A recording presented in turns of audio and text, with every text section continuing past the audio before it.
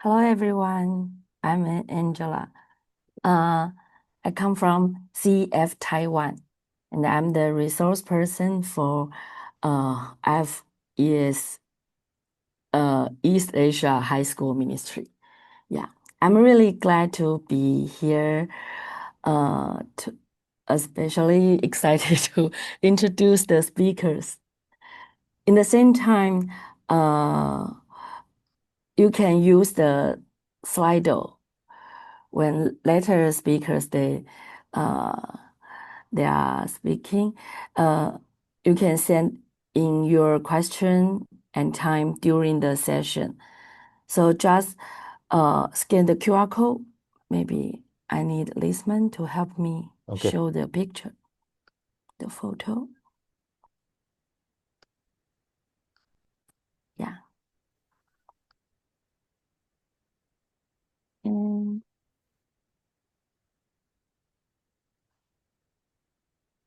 I also put the link, the Slido link again to everyone can use the link to send the question. Okay, and we would love to hear your question and or thoughts. We will invite our speakers to respond to a few of your questions after both of them finish the sharing. Okay, so today's speakers have both been in high school ministry since right after college and before they even became full-time staff. And the first speaker is Jackylyn, joining us from IVCF Philippines. She's been in high school ministry for 16 years. And what she appreciates about today's teenager is their creativity, energy, and how teachable and relational. They are, Dan of orang-orang course, yang how relasional. tech savvy. She says they Tentu they have become very not only relational and have the tech savvy brain, and she's always learning from them too. For Jackie, serving them means journeying with them through this formative season. She loves to listen, encourage, and point them to Jesus. We are so glad to have her share with us about the next generation today. Let's welcome Jackie.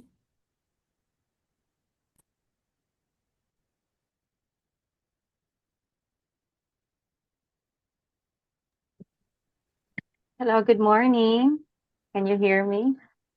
I have a technical problem on my side, so I hope I'm clear. So just send your heart react if you can hear me. Hi, good morning, everyone. Mabuhay from the Philippines. So yeah, thank you for the introduction, Angela. So, hey, this is it. For us to know the new generation, let's have a quick game. And you can send your answers in the chat. These are the slang words and English slang words from Gen Z and Gen Alpha generation. Sorry, do you This, see the full screen? Right. yes. So guess what these slang words mean. Are you ready? Okay, I guess you're ready. Okay, let's start with the first word. You can chat your answers. What does it mean? No cap. 5, 4. So just guess. 3, 2. I can't see if there are answers. Oh, yeah. 1. Okay, now I see answers. Real, true, for real. Okay, let's see. No cap means no lie, or seriously. For example, you'll say, that concert was fire. No cap, no lie. So it means true and real. Next word, bet. Guess what does it mean? Bet. Like 5, 4, 3. Challenge. Hi, Bright. I like it, or something. To agree. Yes, prove. Okay, 1. Okay, the answer is that means okay or I agree. Example, you don't want to go? Bet. Yeah, okay. Sure, I agree with you. Sure. So, bet. Are you okay? Bet. Next word. Slaps. Okay, send your answers. Go, go, go.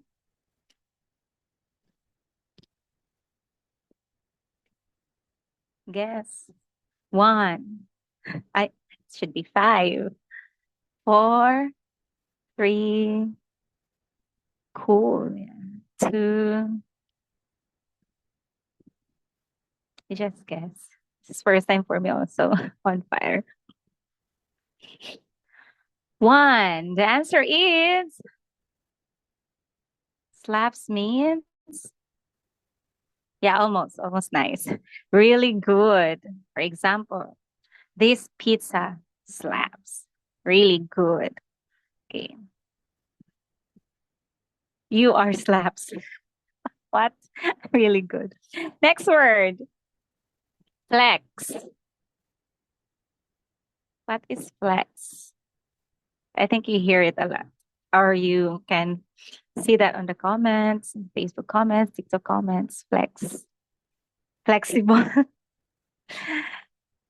Go. More.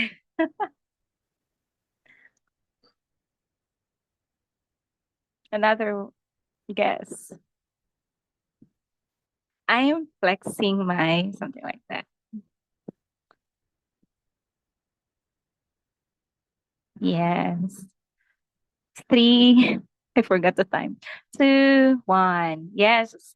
Flex means to show off, or yeah, showing off. That's a word, flex. So when you want to flex, you want to show off. Okay. Yes, showing. I want to show you, I want to brag. Next word, our 5th word, stand. I stand her. 5, 4, 3. Go, go, go, guys. You can do it. I stand her beauty. So I know I stand her. Yeah, I stand her confidence was my example. 2, 1. Stanley. Oh, you make me laugh. Thank you for that, Stanley. Yes. Stan means super fan or support, showing your support. I stand her confidence. I stand her advocacy. So I'm a super fan, or I support her. You're good, guys. Last word is, I think this is really common. NPC. You heard about it? NPC. That guy is very NPC.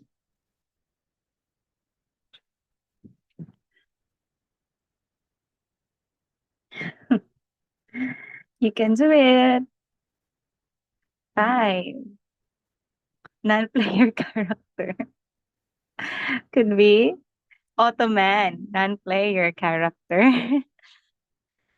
Annoying. Okay, boring, not the main character. Okay, that man is NPC, or you can say an original or a basic person. So it's a robotic person. So you can say that man is a robotic person. You can say that man is an NPC. FR means for real. So bro's an NPC for real. So you're describing a robotic person or a basic person. Okay, congratulations. Thank you for your participation. Lisman will give you the reward by prayer. Thank you for your answers, guys. So a lot of us know what are these words, and yeah, there are common, and some of them are we're not familiar with. So there's a lot of slang words now, but I can't give everything here. So that's just for our warm up. So again, this time let me share to you. Yeah, I'm Jackie from the Philippines, and I want to share to you about a little background of IVCF Philippines High School Ministry. So our high school ministry is Interschool Christian Fellowship Philippines. Interschool Christian Fellowship, or we call it ISCF, is the high school department, the first slide first, of InterVarsity Christian Fellowship. So it started in 1956. So it's been 69 years over senior citizen. As of now, we have 15 staff workers. So my fellow workers are here. 12 volunteers, 49 campuses, and 912 ISF student members. So this is under the Field Ministry Department of IVCF, and some of the high school staff work with universities too. So I also handled college and also high schools. So 2 years ago, I was assigned in Central and Eastern Visayas Regional Unit, and I was based in Borongan City. So as of this school year, as I've said earlier, that I have 2 national high schools and 4 universities. I handled both of them. So it's been 16 years, and I wonder, wow, it's really been long. So truthfully, each generation of high school students is unique. So this picture, I met Charlene at one of our partner churches and encouraged her, the girl in the red shirt, to invite friends or classmates to join us for lunch outside their school. So at first, she brought Natalie and Julius. Julius is the one wearing the jag shirt.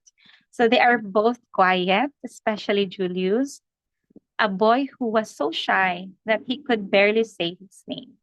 But he mentioned that he was interested in joining in our 30-minute weekly Bible study during lunch breaks.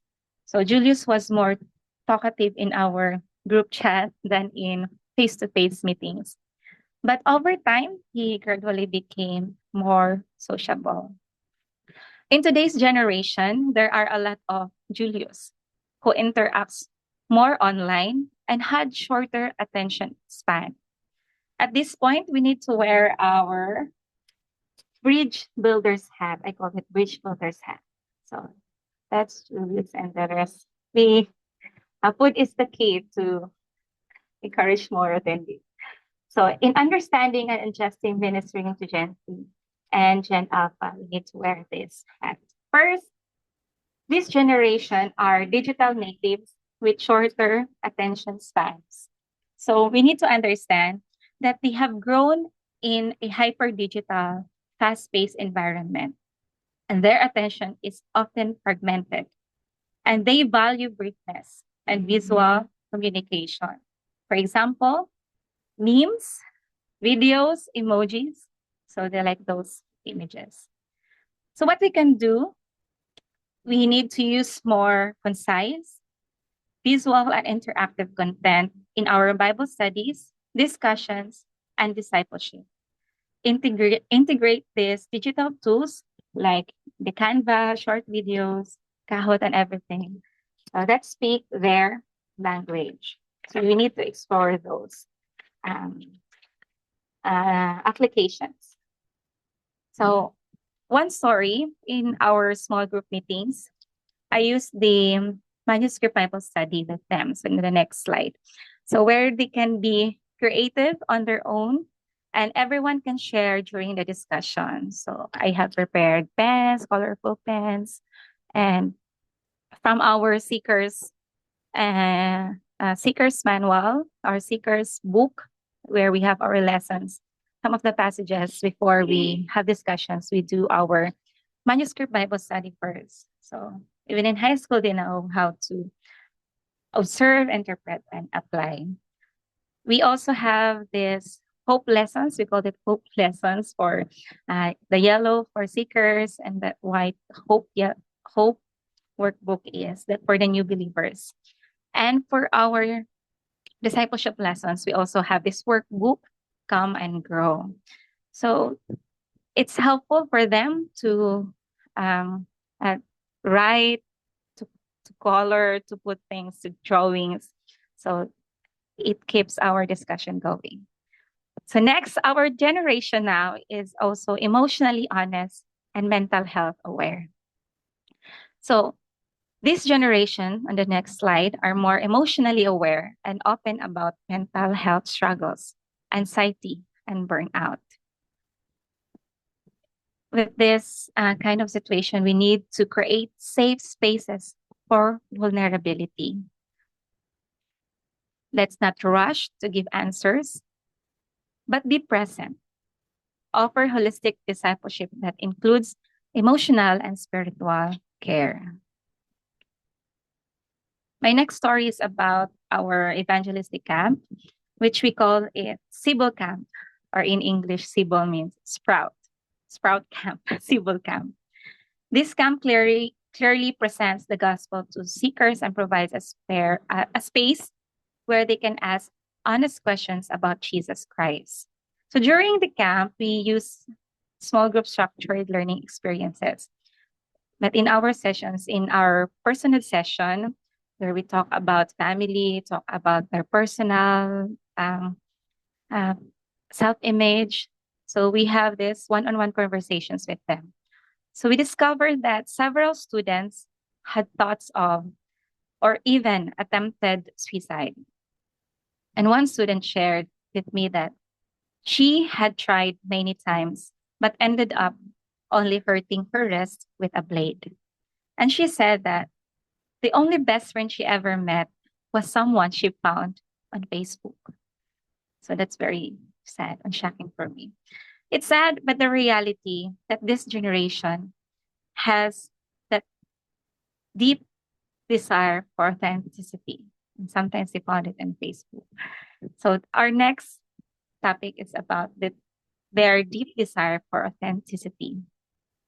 Gen Z and Alpha can easily detect pretense. They are drawn to authentic, humble leaders who live out what they preach. So what we can do is to be real, share your struggles, and how God meets you there. Relational discipleship is the key. Let's walk with them and not just teach them. My next story is about our outing last year. And I shared about my challenges when I was a student. So that's there. We have a beautiful view outside our campus. So we can just walk there and see that beautiful view. So when we're about to leave, after having our informal talks, one student came to me and said she wanted to share her struggles. And she opened about being in a same-sex relationship. So we talked for almost 2 hours. At times, it can be challenging for me because I already talk a lot. But for this time, she personally asked to share. So thank God for enabling me. That's for 2 hours that I just really need to listen. So it was encouraging moment for me also, knowing that she trusted me enough to share her secrets. So she's just 14, but now they have those kinds of very, oh no, sorry for my internet, challenging events. So once they open up, they will keep on sharing. So be prepared and be patient when someone Gen Z or those high schoolers try to open up, they will keep on sharing. So next is they are for our fourth, justice-oriented and inclusive generation. They care deeply about social justice, equality, and inclusion, and want their faith to make a real difference in the world. So our part is to teach them how scripture and the gospel speak into justice issues, help them explore how faith informs action in society and on campus. So I have rare encounter with high schoolers about this topic, but with university students, there are some of them who are really engaged about this. So as staff workers, we can't just teach them, but no. Students today, they want to see how the gospel answers real world problems. So like poverty, gender issues, equality, and more. So let's invite students to wrestle with hard questions and guide them in anchoring their justice-seeking hearts in biblical truth. Our last point is that they have this distrust of institutions, but they have trust in peers. Sure, you can have it. There is a growing skepticism of religious institutions, of the religious sectors, religious traditions, and the authority. So for us, we can do is to focus on relationships and community building. Let's empower the students to lead, let them own the ministry, and hear God's voice themselves, not just follow rules. Students today often don't trust titles or traditions or the churches. They trust people who are real. So FR, for real. They need to feel seen, heard, and safe to explore faith instead of just inviting them into our structured programs, because we really like structured programs. Let's invite them into relationships and community. Let them own parts of the ministry and let them lead. Let them explore, even if it feels messy or slow. Sometimes we want everything, especially in our programs, but let them lead and let them make some mistakes and just guide them. So that's for our 5 things that we need to understand and adjust in regards with dealing with discipleship with our Gen Z and Alpha. So in closing, we have another speaker. So I want just to share about this passage. This is really encouraging for me. It says, "We will not hide them from their descendants. We will tell the next generation the praiseworthy deeds of the Lord, his power, and the wonders he has done. Then they would put their trust in God and would not forget his deeds, but would keep his commands." This Psalm 78 is both a call and a charge to pass on the knowledge of God to the next generation. Not just information, but as formation. So Asaph, the author, the psalmist, recognized a critical truth that every generation must be reminded of who God is, lest they forget, wonder, and repeat the same mistakes. This psalm clearly demonstrates that God's word transcends time and generations. It emphasizes that the truth of God's deeds and his commandments are not meant to be confined to one generation or people group. So instead, they are meant to be faithfully passed down from one generation to the next, continuing a legacy of faith.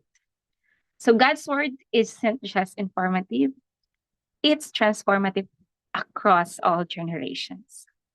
And for us staff workers today, especially those from Gen X and my fellow millennials, we have this background. So let this passage speak directly into the challenge and privilege of bridging to Gen Z and Gen Alpha. We are bridge builders. We are more than just disciplers or Bible study leaders. We are bridge builders who stand in the gap between generations. We hold the testimonies and lessons of past faithfulness. So let's engage with the questions, their culture, and concerns of the present. Because truly, God's word is timeless. It is not bound by generations. And bridging generations requires more than repeating stories. So it means translating the unchanging truths of scriptures in which that connect with a generation shaped by digital speed, emotional openness, and a hunger for justice and authenticity. So this is relevant for us. So we are not just ministers or program implementers. We are spiritual storytellers. So shaping our students and graduates that encourage them to remember God. Our labor is in teaching and mentoring and discipling must always aim to cultivate a legacy of faith that lasts beyond our own generation. So for our reflection questions, what praiseworthy deeds of the Lord in your own life and ministry are you intentionally sharing with the next generation of students and leaders? And how are your current discipleship efforts helping students develop a deeper memory and appreciation for God's work in history and their lives? Thank you for listening. Thank you. Thank you, Jackylyn. We are bridge builders for such a practical and relatable message. And next one, we also have the second speakers also have passed the new message again about the we have a QA time by Slido, use Slido. So everyone can use the link and test your text your question, and we will invite the speakers to answer the question. Okay. The next speaker is Steve from CF Taiwan. So as me, he's been working with high school students more than 7 or 8 years. We've known each other since our student days, also through CF School Fellowship. So as Jackie said, every time I talk with Steve, I really appreciate about him is how much he cares about helping students see that faith can be honest and relatable. For Steve, serving high school students means being true to what he believes and who he is. And one thing he admires about today's high school schoolers is how quickly they adapt, how open they are to new ideas, and the creative ways they respond. I'm excited for you to hear from him today. Let's welcome Steve.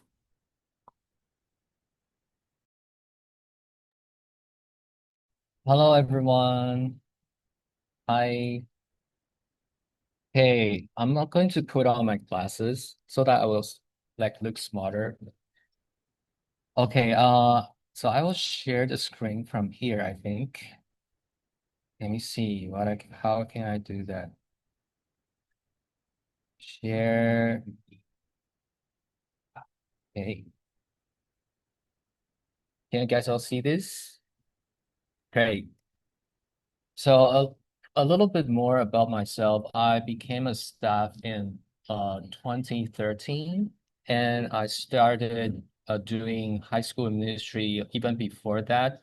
So just like Angela said, we kind of met each other, knew each other when we were students. So when I was a high school student, Angela was in the university, and she was a volunteer doing high school ministry. Yeah. And so I've been working with high school students, and then in 2019, I went to Canada to study theology in Regent College, and then came back to Taipei to continue work with the students. So that's roughly my background. And I wanted to thank Jackylyn again because I think we share a lot of similar concerns. So I will tell you maybe a little bit more about our different perspectives because I come from Taiwan. So this will be a Taiwanese perspective.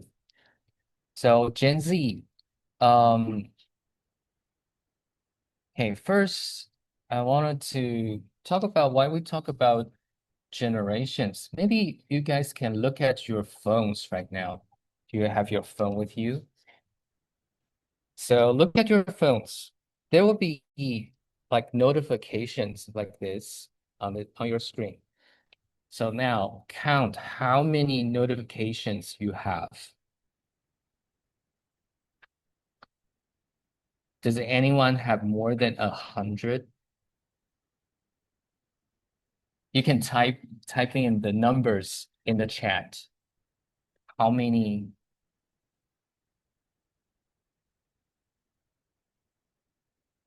Wow, that's 6,000.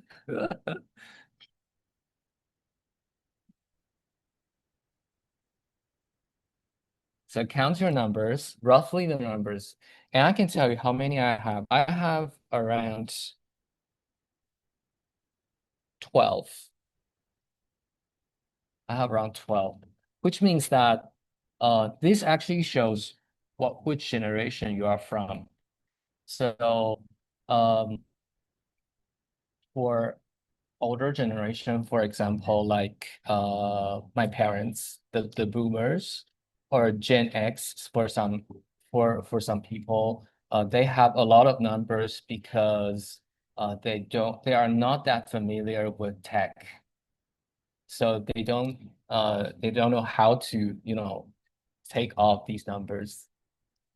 So for me personally, because I wanted to keep track of all my things, I don't want to look at my phone and see there are so many things to do.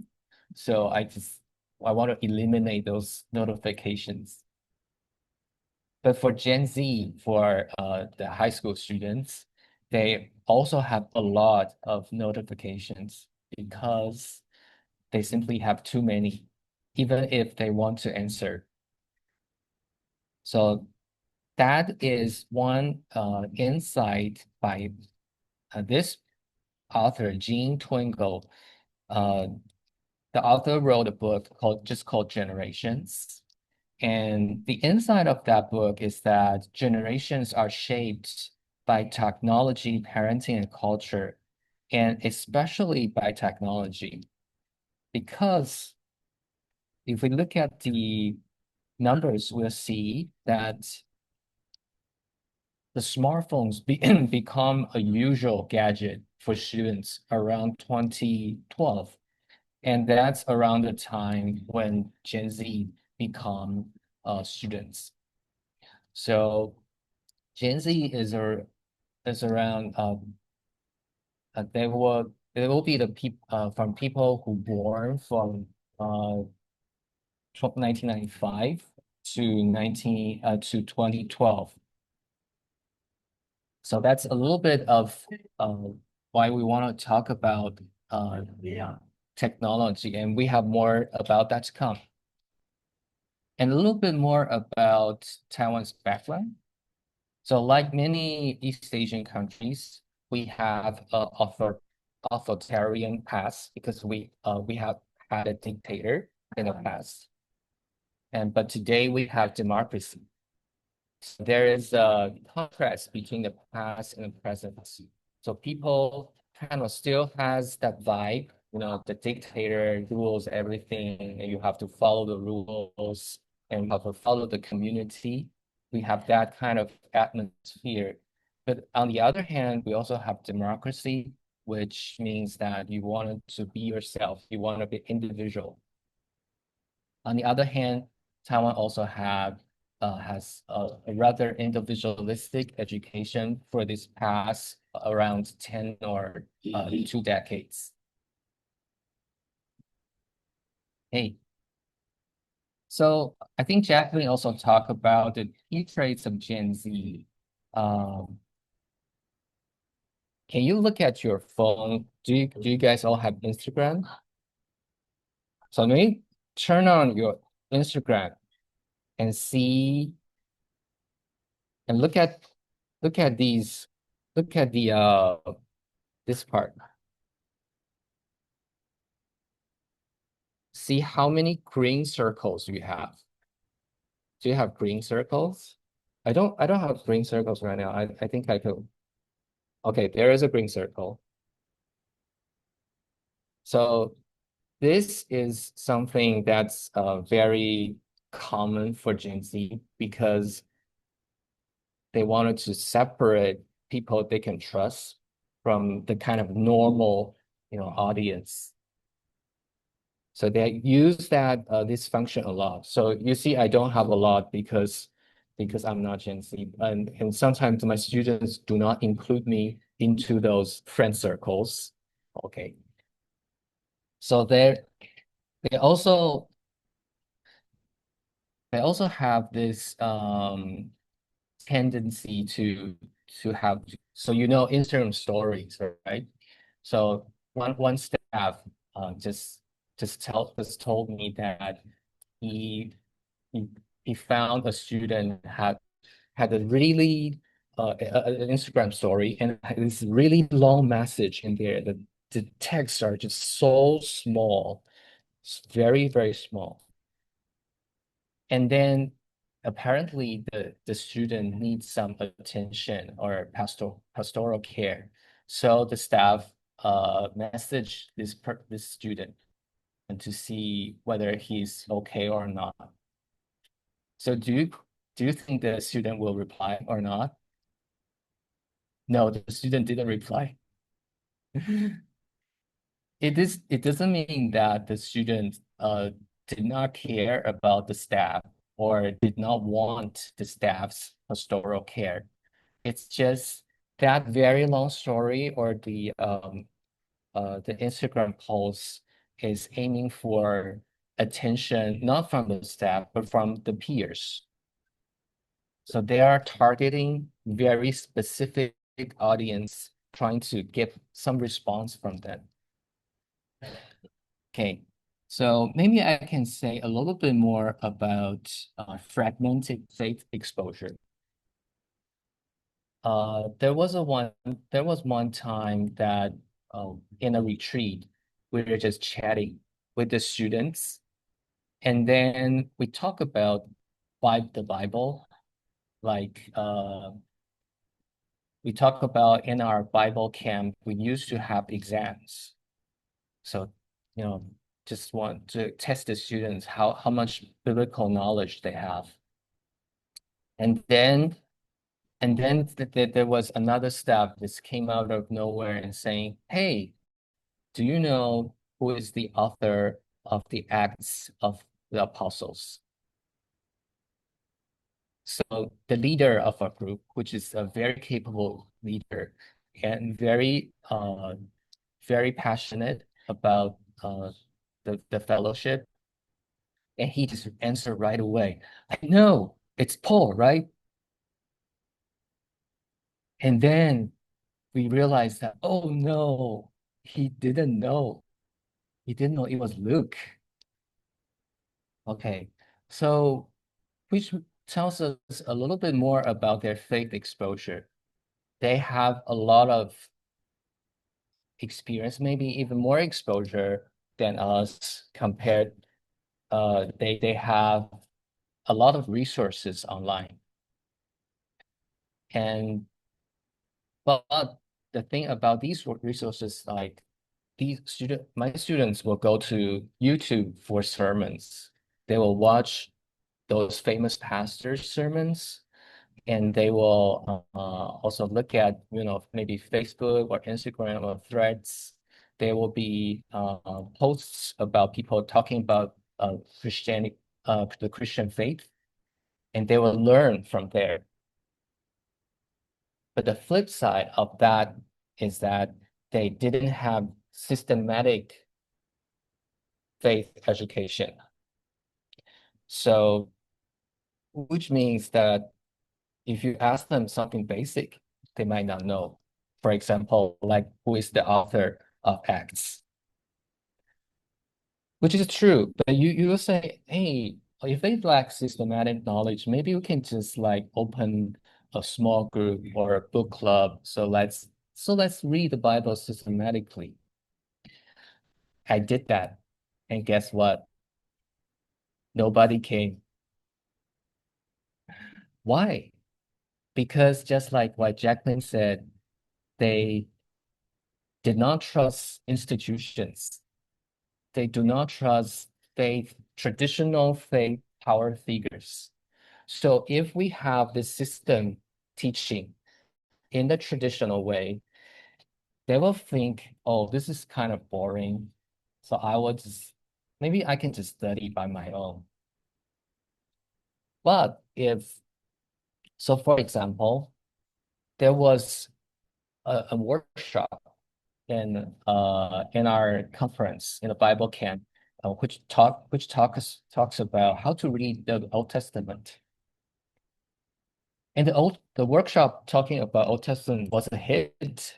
There were a lot of people, and the students were very encouraged by the speaker, because the speaker just used some simple ways to kind of to pin the Old Testament together and to visualize how these books are connected. So what is the difference between that experience and my experience? I think the difference is that for people who were in the Bible conference, in the workshop, they trust this camp. They trust the message in there. Whereas when I opened that book club, everyone just didn't know each other. And everyone was a little bit suspicious. They were a little bit afraid. So they didn't turn up.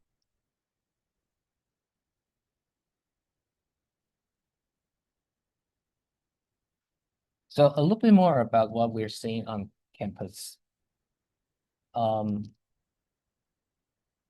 There was my student told me a story that he was in his church, and the church invited a missionary to speak about her testimonies, and also, as a part of mission education.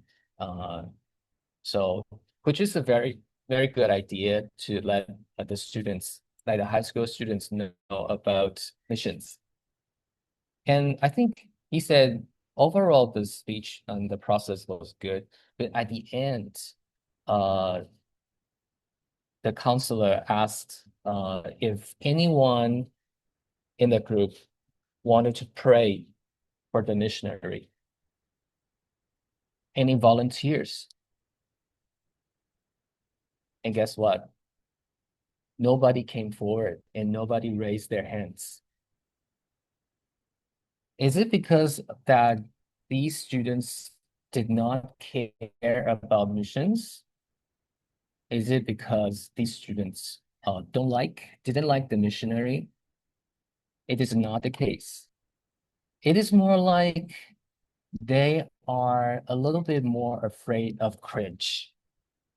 Do you guys know the concept of cringe? The cringe means that feeling embarrassed or awkwardness. I think this is something that we've seen in the past, but cringe has become a little more obvious, more centered in the way that the students decide how they going to act, how they make decisions. So if something is going to feel cringy, they might just avoid it. So for example, if someone came into this campus group and found that they're talking about something that I don't understand, and they have this very, very heavy weight burden on themselves, which means that they will kept thinking about how will other people view me? How will other people view me? So in the past semester, we have joint gathering, joint meeting for all the students from the region. And we just invite all the students to come. And then one student, which is actually very extroverted, was hesitated. And he said, because I didn't know whether or not I should come because I don't know how other people will view me. So you see, there's a very heavy focus on how themselves will be viewed. And this is closely related to the idea of being cringe or being embarrassed or feeling awkward if I do not present myself or do not make other people feel I'm good, feel I'm acting in a normal way. And I think some people in the question in the Q&A mentioned quiet resistance or passive withdrawal. And that's actually very common in students in Gen Z. Because when I like the story I mentioned about the missionary, sometimes they are not, it is not they are not interested. It is not they are somewhat, they don't care. You see, they're already there. So they are actually pretty like well-behaving students, you know. They do that, they are quiet, they kind of a little bit hesitant because they are kind of observing what's going to happen. They don't want to do something that's outside a very particular norm of actions. So if you do something outside this expected norm of actions, it is considered cringe.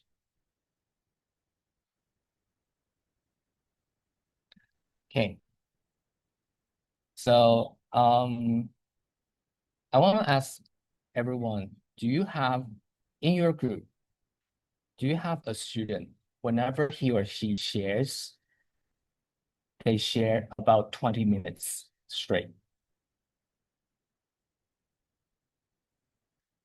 So that happens a lot actually recently. So we have a lot of students who seem to lack interpersonal skills. That is first because these people are digital natives, so they're actually more accustomed to digital interaction rather than in-face interaction. So in-face interaction feels awkward.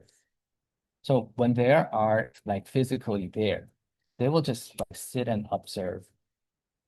And therefore, sometimes there are just silence.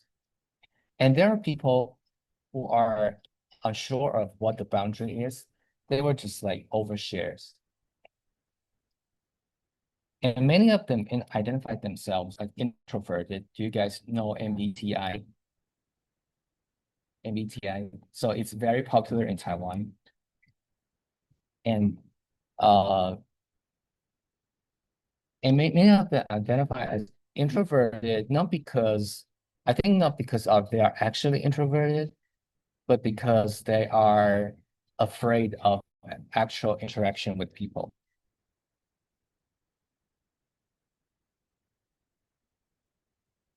So they also have a lot of inner conflicts within them, a lot of culture conflicts, and they will navigate within them to find a safe way to speak.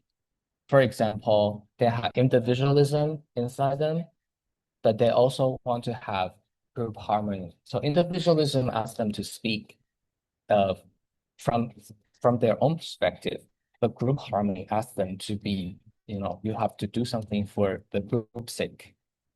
On the other hand, they have this Christian morality, Christian expected behavior, but they also have secular more ethics, for example, like justice or fairness, like openness or transparent, or they want to reject racial or gender discrimination.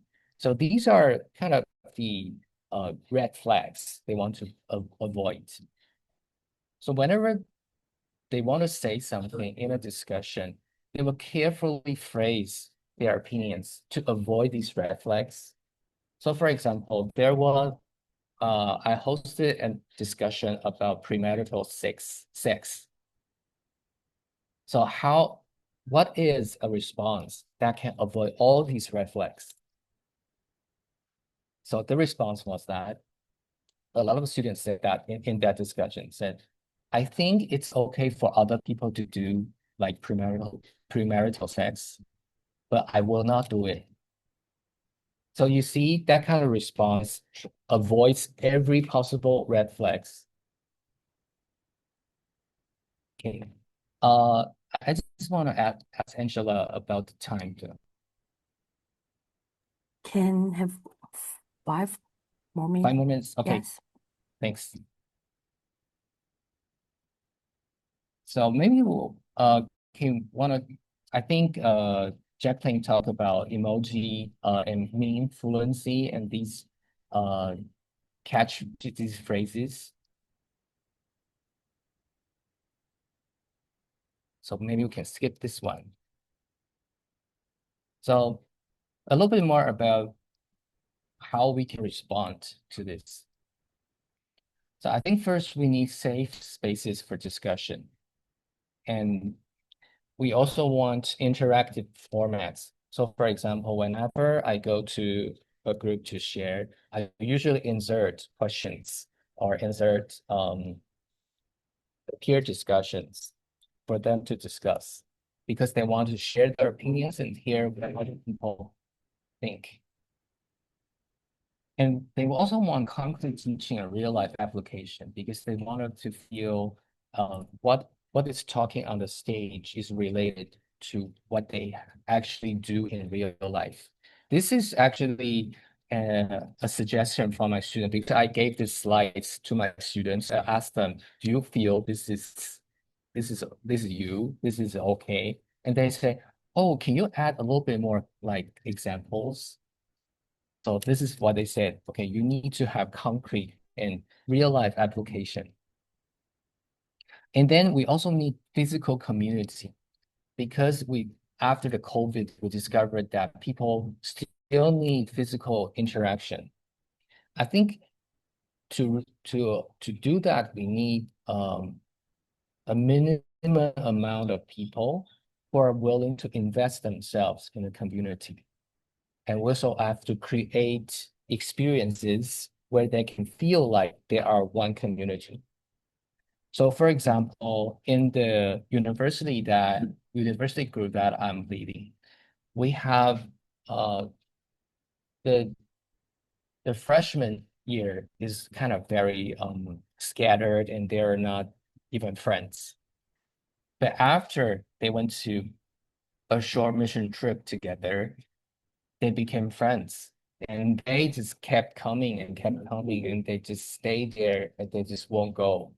And their faith and their fellowship just grew like exponentially, right? They grew a lot. So maybe we can try to be patient and present and to accept the students.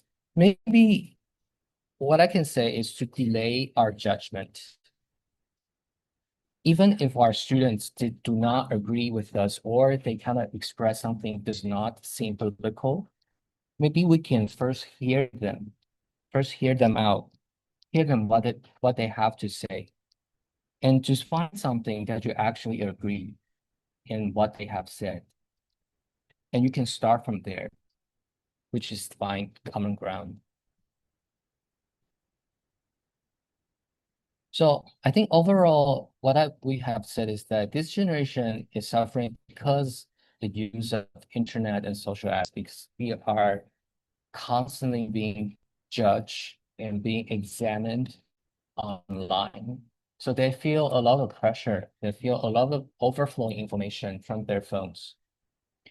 They also feel these conflicts from different cultures, from what they experience at school and from what they've experienced at church. The question is, do we want to suffer with them? Do we want to experience that kind of conflict? I think Philippians 2 shows us the best example because Christ came down from heaven and he just lowered himself to be like us. So if we really want to pastor and really want to lead these students, we want to immerse ourselves in their conflict and understand why and how they're struggling without judging them first. And I think that's what exactly Jesus did.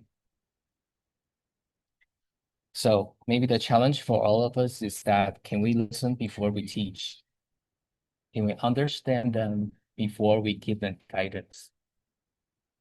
Can we disciple them through trust and control? Because we always wanted to see they're under kind of a specific way, and otherwise we'll fear they may stray from the path. But we must remember that their real counselor is God.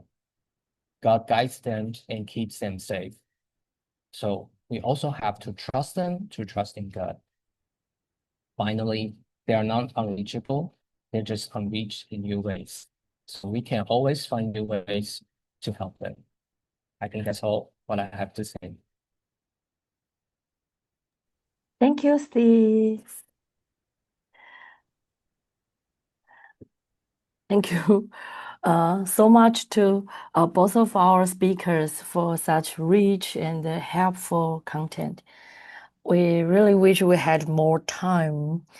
Even though it's getting a bit late, we also have some question. We will move to our Q&A time. And now we can, maybe Lisman can help me to show the question. Yeah. We have some question. And we will choose each one to our speakers to help us to answer the question.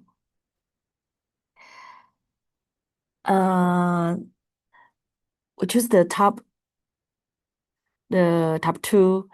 Okay, so the first one, maybe everyone need to read a little bit.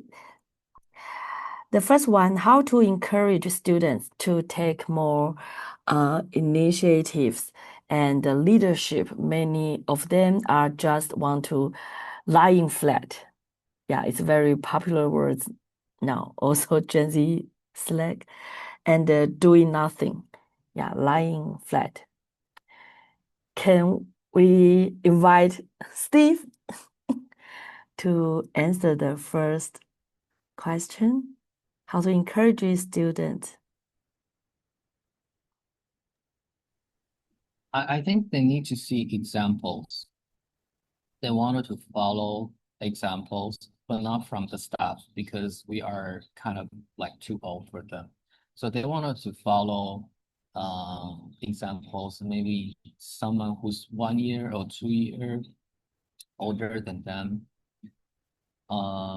So that's the first. So maybe we can kind of facilitate ways to let them hear students older than them who already have a kind of a faith journey and willing to take up the leadership role. And they will feel encouraged by these examples. And secondly, I feel the community is essential because we want to build a community where they have a sense of belonging. When they have that sense of belonging, when they can open and trust this community, they will feel that there is a need for them to do something. I think that's my short answer of that. Thank you. Very hit us on the point. Good point. And the second question, we invite Jackie. It says, how do you deal with teenagers having boyfriend and girlfriend? How strict or loose should we handle this, especially to the Gen Z, Gen Alpha? Yes, I have students also that they have, they're still, 14, 15, but in a relationship.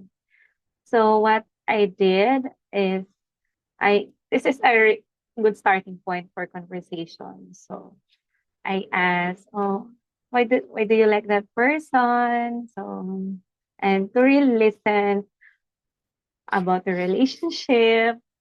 I'm actually not a strict person, so I really like that they can share to me their secrets. So most of the students like talking about love, courtship, and marriage. So they love hearing that. So it takes a lot of patience and to listen then rather than judging them that, oh, you shouldn't be in a relationship. So yeah, so you must not do that. We need to listen, to walk with them, and make that situation be a time of discipling them. So you can talk about purity, talk about timing, purpose of love during our True Love Waves in our February event. So there's a lot of them who really came. So it's a good venue also to be open about those conversations. So again, don't be strict. So be a person that who will guide them and not to control that. No, no, no. So walk with them with love and don't dictate their lives. So disciple them with love and truth. So just be there for them. They don't know. They might break up. They don't know. So just continue to listen to them. And that's for me. Thank you. Thank you. It's not the generation we can just ask them or use the order without listening or without listening or guiding them. Okay, so lots of questions now, but thank you. We have only this short time, but I think the rest of question we can bring back to our ministry, or especially these things to reflect on and explore more with our team. Angela, maybe Yeah. we can have one more questions Oh, on the number really? 3. Maybe it's okay, I guess. Yeah, because Okay. number 3 may be important. Very and important to us. both speaker can answer this also. Oh, very good. So, the number 3 is about how do you deal with students who are skeptical or religious things and don't like spiritual things? This is very common now about the generation. So can Steve and Jackylyn, you can also share both of them your thought. Who first? Hey, Okay. I think these students nowadays they don't trust religious things because they have this like modern mindset, where they think religion is something that's past, and they want to believe, for example, in progress, in democracy, in human rights, that kind of things. If that's the case, I would just simply tell them, hey, yeah, I also believe these things. And do you know where these things came from? And I'll tell you, they came from Christianity. These things are actually Christian ideas.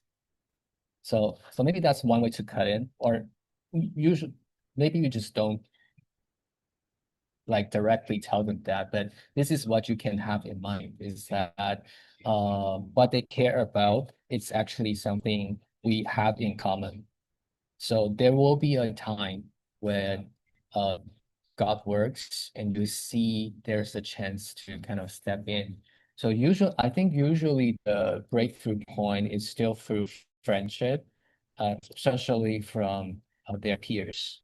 So for example, there is a guy who like recently became a Christian in my group.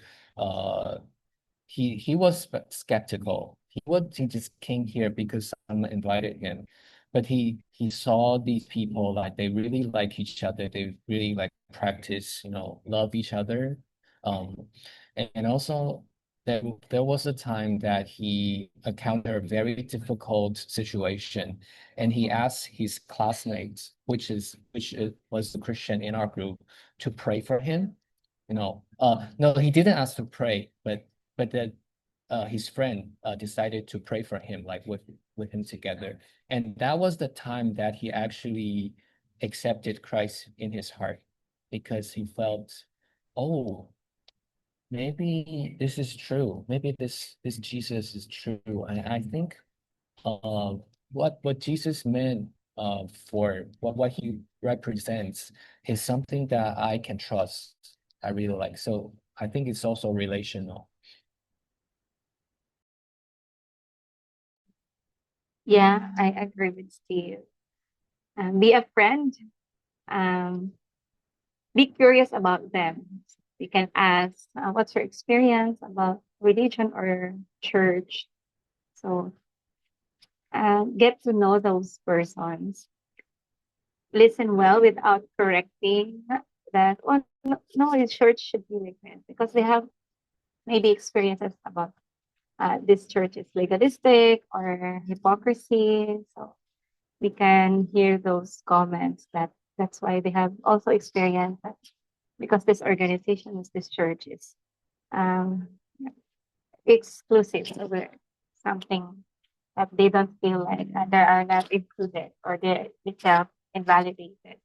So we can show first our consistency in how we show our love for them.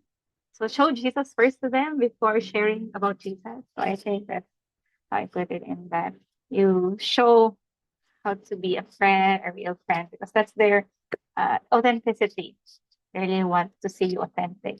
And then gradually you can share about Jesus. So don't show or push, this is Jesus, this is church, this is spiritual thing. So just like that. Thank you.